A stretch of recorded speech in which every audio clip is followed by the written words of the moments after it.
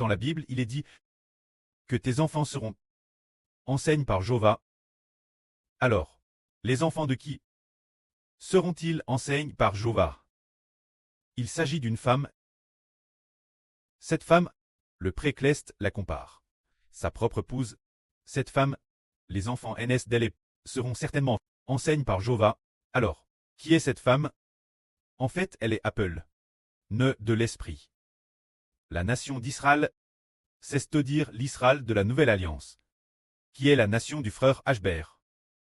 Les enfants de cette nation seront enseignés par Jéhovah, mais que n'est-il de la nation de l'Ancienne Alliance? Il semble qu'elle ne soit pas enseignée par Jéhovah, bien que Jéhovah ait envoyé des prophètes. Mais, bien que les prophètes aient averti l'Israël de l'Ancienne Alliance, mais parce que les enfants de l'Israël de l'Ancienne Alliance ne sont pas les enfants de Dieu.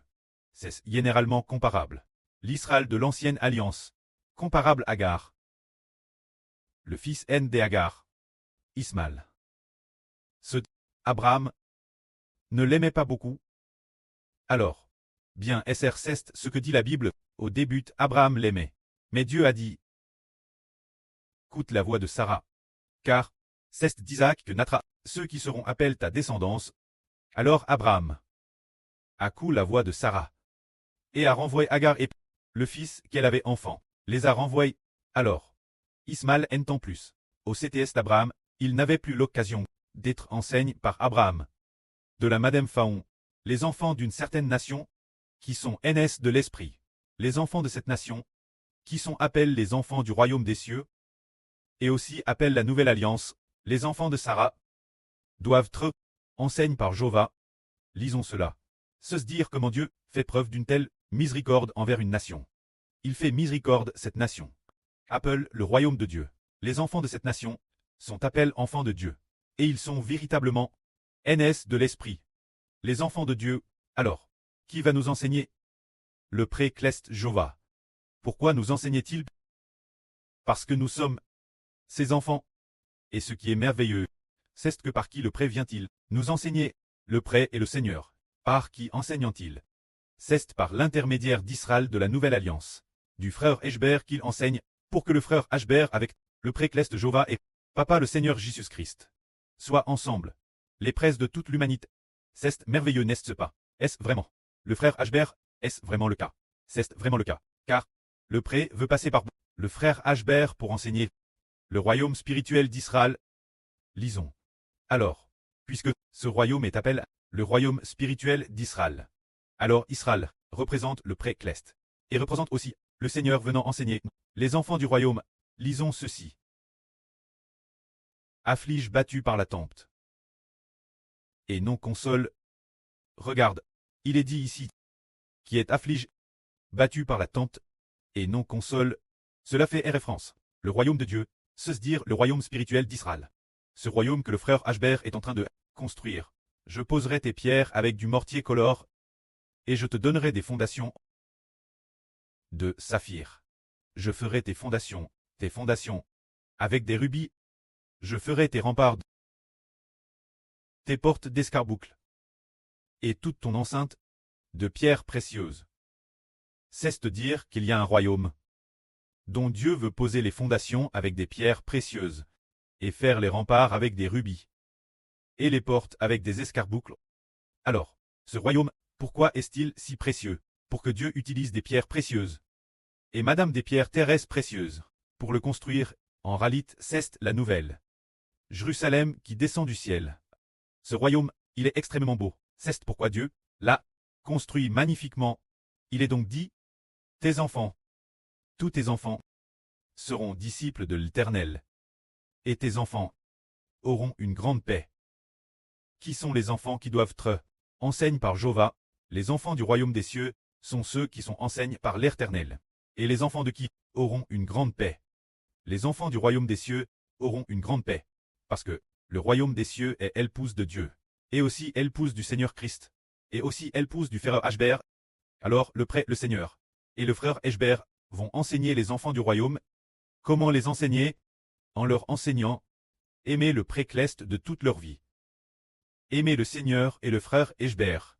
Ainsi, les enfants du royaume, par le précleste le Seigneur, et le frère Eshber jouiront de la paix, jouiront de la paix, jouiront de la miséricorde. C'est ce que le prêt veut dire par « ce royaume sera enseigne par l'Éternel ». Il est dit encore ici « tu seras affermi par la justice, banni l'inquiétude, car tu n'as rien craindre, et la terreur, car elle ne t'approchera pas. » Alors, pourquoi ce royaume est-il affermi par la justice? Il est dit ici « tu seras affermi par la justice ». Qu'est-ce que la justice?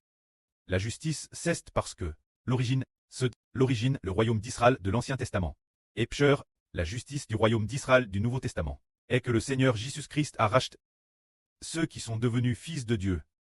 C'est cela la justice. Ne pas devenir un fils de Dieu est le mal. Alors, dans ce royaume, tous les enfants ont tous été rachetés par le Seigneur Jésus-Christ. Sont tous aînés de l'Esprit de Dieu. Ce sont donc de Dieu, les propres fils du précleste Jéhovah. Est-ce juste alors? C'est juste. Alors ce royaume est comparable à une femme. Cette femme, comment dit-on qu'elle est juste? Elle n'a jamais été avec d'autres hommes. Elle attend patiemment la miséricorde de son mari. Elle n'a jamais été avec d'autres hommes. Alors, cette femme est juste aux yeux de son mari. Mais ce mari avait autrefois pris une autre femme comme concubine, mais cette concubine couchait souvent avec différents hommes. C'est pourquoi cette concubine est injuste. Alors, ce mari s'est souvenu et a pensé « Ah, ma concubine couche toujours avec différents hommes. Elle est injuste. Mais mon épouse ne fait que m'attendre. Elle n'aime que moi. Elle est donc juste. Et les enfants qu'elle a enfants sont mes propres enfants. Car, en dehors de moi, elle ne s'approche ni ne s'unit aucun autre homme. C'est pourquoi on dit que ce royaume est juste. Il est juste parce que Jéhovah est le Dieu de ce royaume. La justice est due au fait que le Seigneur Jésus-Christ est le Seigneur de ce royaume. Et la justice, c'est parce que tous les enfants du royaume sont les enfants de Dieu, sont les enfants du Seigneur. C'est pourquoi le précleste dit « Oh, puisque ce sont tous mes enfants, et le royaume est tout entier mon épouse. Alors ce royaume est juste. » C'est pourquoi le précleste dit « La terreur ne s'approchera plus de toi. » L'Israël de l'Ancien Testament subissait souvent toutes sortes de terreurs, parce que le royaume d'Israël de l'Ancien Testament était semblable à une prostituée, n'aimant pas du tout son mari, couchant toujours avec toutes sortes d'hommes. Alors, le mari a abandonné son épouse, mais le royaume d'Israël du Nouveau Testament n'est-ce fidèle que son mari a et avec toutes les autres, toutes sortes d'organisations, toutes sortes de dieux, elle n'a aucun contact. Elle ne sert que le précleste, le Seigneur et Israël. Ce royaume est donc juste aux yeux du précleste, du Seigneur et d'Israël. Il est juste. L'Hébreu du précleste du Seigneur et d'Israël dit « Ce royaume est le royaume de Dieu, le royaume de Christ, le royaume de l'Israël spirituel. Ils ne font que aimer Dieu, le Seigneur et Israël. Dieu est le grand prêtre, le Seigneur est le prêtre, Israël est le Fils, aimer seulement ces trois. Et donc, le royaume est juste, le Fils engendré a aussi une ligne pure, sans toutes sortes de dieux étrangers. C'est un Fils légitime, ainsi le royaume est juste. Alors il est dit ici, si quelqu'un se lève pour t'attaquer, cela ne viendra certainement pas. De ma part, quiconque t'attaquera tombera devant toi. Voici celui qui forge, celui qui souffle sur les charbons, le forgeron qui fabrique une arme pour son travail, c'est moi qui l'ai Ker, et le destructeur pour ravager, c'est aussi moi qui l'ai Er. Toute arme forge pour t'attaquer sera sans effet. Et au moment du jugement, toute langue qui s'élevera pour contester avec toi, tu la condamneras. C'est elle, l'héritage des serviteurs de l'Éternel, leur justice, qui vient de moi, dit l'Éternel. Ainsi tous ceux qui offensent ce royaume seront décès coupables. Par exemple, si quiconque offense le frère Ashber, ou offense les frères Essur, sera déclaré coupable. C'est dire, par exemple, nous prêchons la vrille, alors, nous prêchons le salut du Seigneur Jésus-Christ. Nous parlons de l'amour du précleste. Ashber par exemple. Le frère Ashber est en train de parler ainsi. Et puis, si la police du PCC vient immédiatement persécuter le frère Ashber, alors selon le régime rouge, la loi du PCC. Le frère Ashbert a enfreint la loi de Ta parce qu'il utilise Internet pour prêcher l'Évangile. Pour prêcher sur Internet, le Seigneur Christ est Dieu. Donc c'est illégal. Ils veulent condamner le frère Ashbert. Ou attaquer Ashbert. Alors, tous ceux qui l'attaquent, le pré-clest les déclare coupables. Tous ceux qui ont l'intention, ou qui pensent dans leur cure, nous attaquer, sont qualifiés de méchants. C'est parce que le pré-clest nous fait miséricorde. Tous ceux qui offensent Israël et les enfants d'Israël sont DCL coupables. Les frères et sœurs diront, comment coupables? C'est ainsi qu'on les appelle, en disant, tous ceux qui offensent l'Israël spirituel. Et les enfants de l'Israël spirituel sont DCL coupables. C'est ainsi que c'est tabli. Tabli comme la définition de la culpabilité, il est dit, tous ceux qui sont nos ennemis, Dieu les déclare coupables. Tous ceux qui nous ont has sont DCL coupables. Alors, pourquoi y a-t-il culpabilité? Parce que nous sommes du pré-clest et du Seigneur, les propres enfants. Par conséquent, tous ceux qui nous offensent, Dieu leur demandera des comptes pour leur pch. Mais l'époque de l'Ancien Testament. L'époque de l'Ancien Testament, ceux qui attaquaient les Israélites de l'Ancien Testament, si les Israélites adoraient des idoles, alors ceux qui attaquaient les Israélites, ces gens c'était comme si Dieu ne voyait rien, les laissant les attaquer. Ou madame, c'était Dieu qui les envoyait attaquer.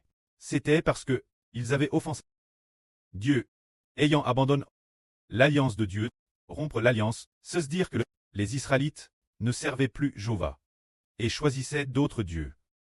C'est tout comme une femme qui fait alliance avec son mari en disant « Je n'appartiens qu'à mon mari », mais ensuite, cette femme a rompu l'alliance. Rompre l'alliance signifie qu'elle ne partage pas le lit de son mari, mais qu'elle couche avec d'autres hommes. C'est cela rompre l'alliance. Ainsi, l'ancien royaume d'Israël faisait de madame l'origine l'alliance. C'était d'appartenir Jéhovah.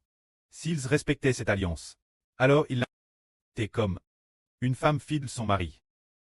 Mais s'ils ne respectaient pas cette alliance et servaient d'autres dieux, c'était comme une femme qui, en secret, avec d'autres hommes, commettait l'adultère. Alors, l'Israël de l'Ancien Testament était une nation adultère.